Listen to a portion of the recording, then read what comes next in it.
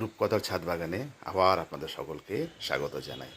আজকে আমার ছাদ বাগানের ট্রেজারি দেখাবো আপনাদের, অর্থাৎ এ হচ্ছে আমাদের অন্নপূর্ণা, পুষ্টিদাতা সমস্ত গাছগাছালির। হ্যাঁ, ঠিকই ধরেছেন, জৈব সার তৈরি করি।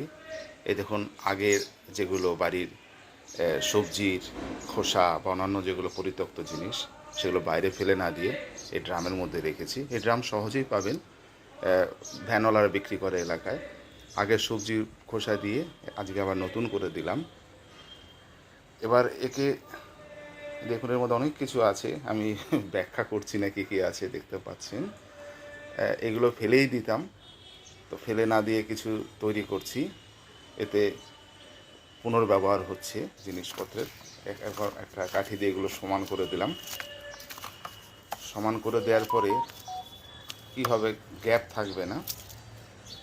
একে একটু রোদ খাওয়াতে হবে। রোদ খাওয়ালে কি হবে, যে গ্যাসটা তৈরি হয় সেটা বেরিয়ে যাবে, তাড়াতাড়ি মিশবে মাটির সাথে। এর উপরে এবার কিছুটা আমি মাটির দিয়ে দেবো, অল্প করে মাটির একটা স্তর দিয়ে দেবো। তাতে কি হবে, এই গাছ যেগুলো রয়েছে ওয়েস্টেজগুলো, সেগুলো তাড়াতাড়ি পচবে এবং সারে কনভার্ট হবে। এবার একে আমি ঢাকনাটা খুলে রাখবো। ঢাকনাটা খুলে আজকে সারা দিন একে রোদ খাওয়াবো। যে বললাম, এর ভেতরে যে জলীয় ভাব কিছুটা হবে সেটা শুকাবে, আর সার খুব তাড়াতাড়ি তৈরি হবে। খুব ভালো থাকবেন। ভালো লাগলে অবশ্যই শেয়ার করবেন।